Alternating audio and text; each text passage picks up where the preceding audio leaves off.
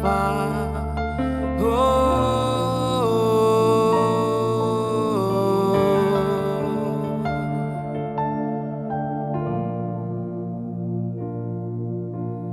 Hanya Kau tempatku berlindung, hanya Engkau lakuku dan kekuatanku. Izinkanlah ku datang menyembah, membawa syukurku.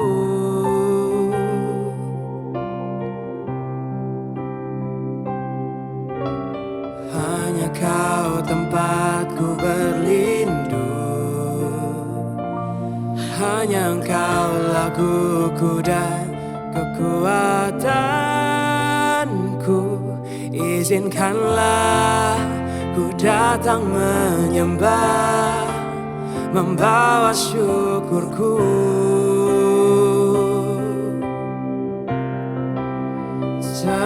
Sedalamnya hatiku Kau pun tahu, dan kasih-Mu tak jauh dalam jiwaku.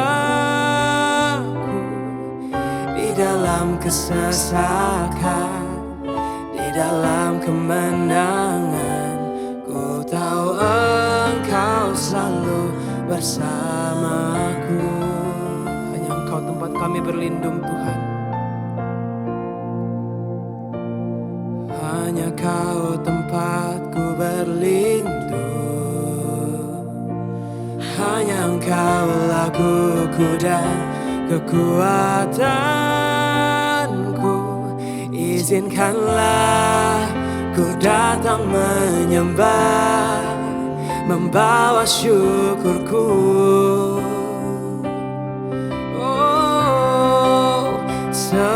Sedalamnya hatiku Kau pun tahu, dan kasih-Mu tak jauh dalam jiwaku. Di dalam kesesakan, di dalam kemenangan, ku tahu Engkau selalu bersamaku. Sedalamnya hatiku Kau pun tahu, dan kasih-Mu tak jauh dalam jiwaku.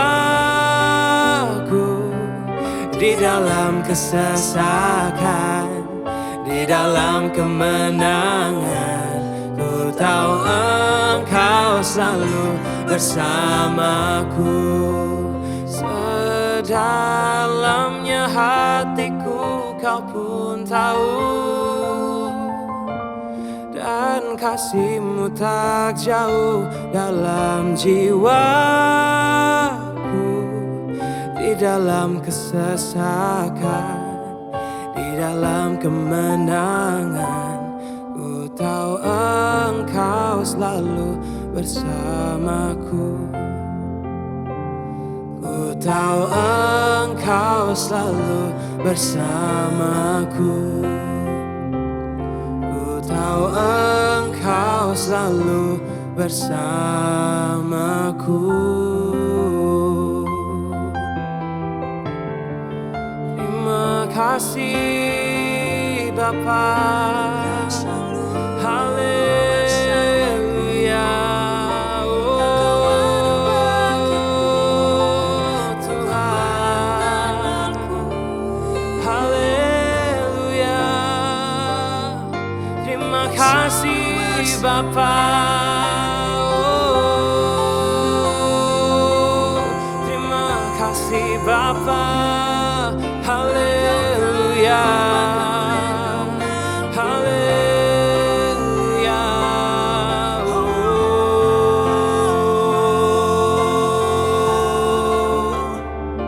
terima kasih Bapa. Haleluya.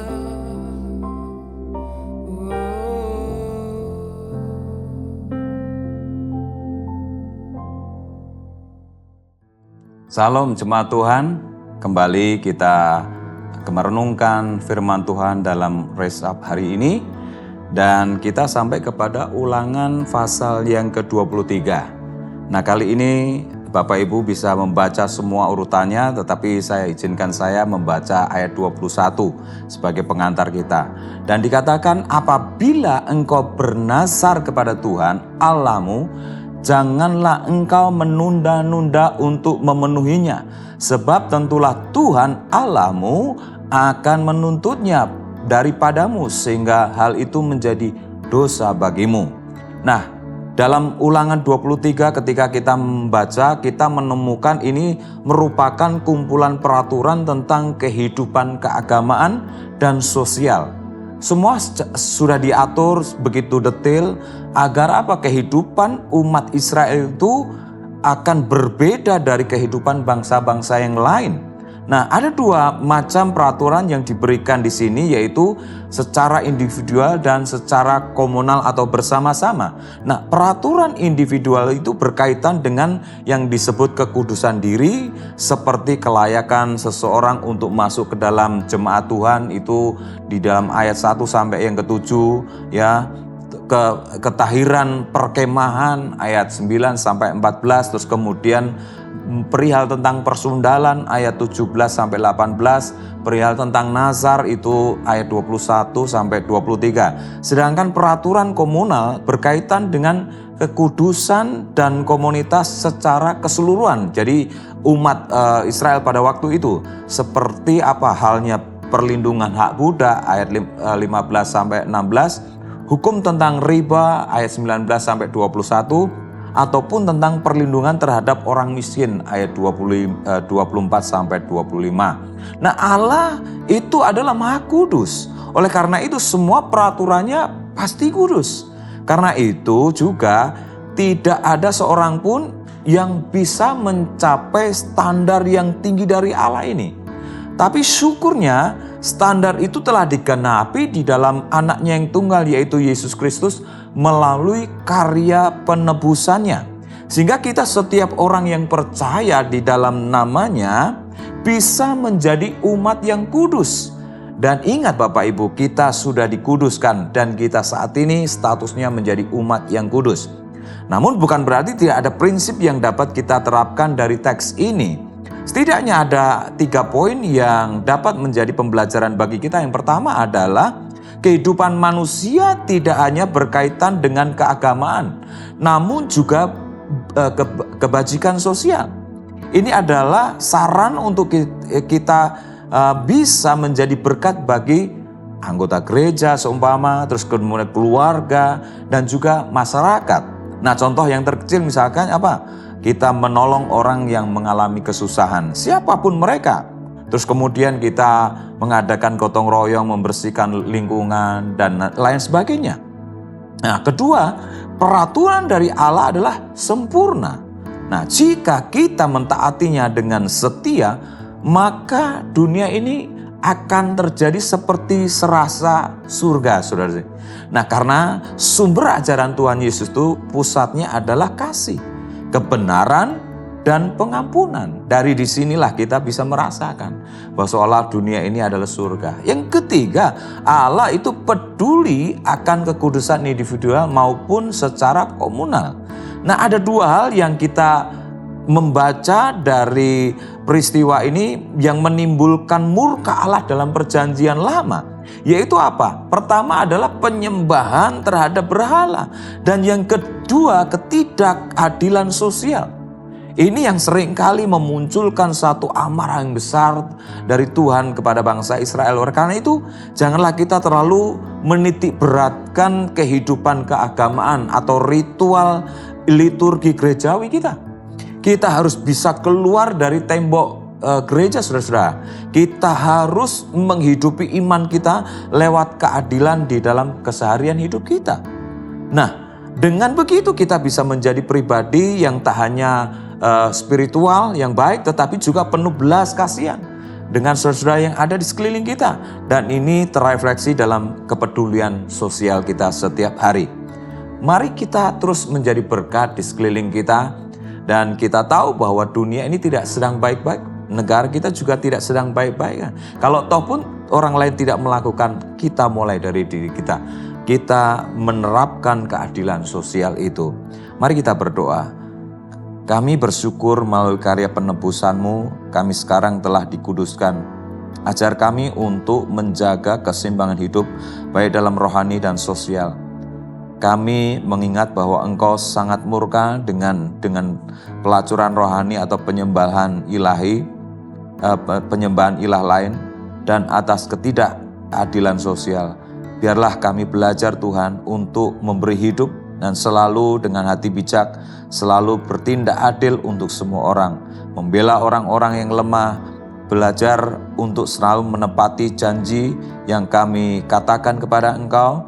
Sekiranya itu terjadi, maka kami semuanya akan diberkati. Kiranya nama-Mu dipermuliakan. Haleluya. Amin. Ulangan 23. Orang yang tidak boleh masuk jemaah Tuhan. Orang yang hancur buah pelirnya atau yang terpotong kemaluannya, janganlah masuk jemaah Tuhan. Seorang anak haram janganlah masuk jemaah Tuhan. Bahkan keturunannya yang ke-10 pun tidak boleh masuk jemaah Tuhan. Seorang Amon atau seorang Moab janganlah masuk jemaah Tuhan. Bahkan keturunannya yang ke-10 pun tidak boleh masuk jemaah Tuhan sampai selama-lamanya, karena mereka tidak menyongsong kamu dengan roti dan air pada waktu perjalananmu keluar dari Mesir. Dan karena mereka mengupah Bileam bin Beor dari Petor di arah Mesopotamia melawan engkau, supaya dikutukinya engkau. Tetapi Tuhan, Allahmu, tidak mau mendengarkan Bileam dan Tuhan, Allahmu, telah mengubah kutuk itu menjadi berkat bagimu, karena Tuhan, Allahmu, mengasihi engkau. Selama engkau hidup, janganlah engkau mengikhtiarkan kesejahteraan dan kebahagiaan mereka sampai selama-lamanya. Janganlah engkau menganggap keji orang Edom, sebab dia saudaramu. Janganlah engkau menganggap keji orang Mesir, sebab engkau pun dahulu adalah orang asing di negerinya. Anak-anak yang lahir bagi mereka dalam keturunan yang ketiga, boleh masuk jemaah Tuhan. Ketahiran perkemahan. Apabila engkau maju dengan tentaramu melawan musuhmu, maka haruslah engkau menjaga diri terhadap segala yang jahat. Apabila ada di antaramu seorang laki-laki yang tidak tahir disebabkan oleh sesuatu yang terjadi atasnya pada malam hari, maka haruslah ia pergi keluar perkemahan. Janganlah ia masuk ke dalam perkemahan. Kemudian menjelang senja haruslah ia mandi dengan air, dan pada waktu matahari terbenam, ia boleh masuk kembali ke dalam perkemahan. Di luar perkemahan itu haruslah ada bagimu suatu tempat kemana engkau pergi untuk ada hajat. Di antara perlengkapanmu haruslah ada padamu skop kecil, dan apabila engkau jongkok ada hajat, haruslah engkau menggali lubang dengan itu dan menimbuni kotoranmu. Sebab Tuhan, Allahmu, berjalan dari tengah-tengah perkemahanmu untuk melepaskan engkau dan menyerahkan musuhmu kepadamu. Sebab itu haruslah perkemahanmu itu kudus, supaya jangan ia melihat sesuatu yang tidak senonoh di antaramu, lalu berbalik daripadamu. Kesayangan terhadap budak yang melarikan diri. Janganlah kau serahkan kepada tuannya seorang budak yang melarikan diri dari tuannya kepadamu. Bersama-sama engkau ia boleh tinggal, di tengah-tengahmu, di tempat yang dipilihnya di salah satu tempatmu, yang dirasanya baik. Janganlah engkau menindas dia. Menentang persundalan di tempat kudus. Di antara anak-anak perempuan Israel janganlah ada pelacur bakti, dan di antara anak-anak laki Israel janganlah ada semburit bakti. Janganlah kau bawa upah sundal atau uang semburit ke dalam rumah Tuhan, Allahmu, untuk menepati salah satu nazar, sebab keduanya itu adalah kekejian bagi Tuhan, Allahmu. Jangan memungut bunga dari seorang saudara sebangsa. Janganlah engkau membungakan kepada saudaramu, baik uang maupun bahan makanan atau apapun yang dapat dibungakan. Dari orang asing boleh engkau memungut bunga, tetapi dari saudaramu janganlah engkau memungut bunga, supaya Tuhan, Allahmu, memberkati engkau dalam segala usahamu di negeri yang engkau masuki untuk mendudukinya. Tentang nazar. Apabila engkau bernazar kepada Tuhan, Allahmu, janganlah engkau menunda-nunda memenuhinya, sebab tentulah Tuhan, Allahmu, akan menuntutnya daripadamu, sehingga hal itu menjadi dosa bagimu. Tetapi apabila engkau tidak bernazar, maka hal itu bukan menjadi dosa bagimu. Apa yang keluar dari bibirmu haruslah kau lakukan dengan setia, sebab dengan sukarela kau nazarkan kepada Tuhan, Allahmu, sesuatu yang kau katakan dengan mulutmu sendiri. Dari hal memetik buah anggur dan bulir gandum di tanah orang lain. Apabila engkau melalui kebun anggur sesamamu, engkau boleh makan buah anggur sepuas-puas hatimu, tetapi tidak boleh kau masukkan ke dalam bungkusanmu. Apabila engkau melalui ladang gandum sesamamu yang belum dituai, engkau boleh memetik bulir-bulirnya dengan tanganmu, tetapi sabit tidak boleh kau ayunkan kepada gandum sesamamu itu.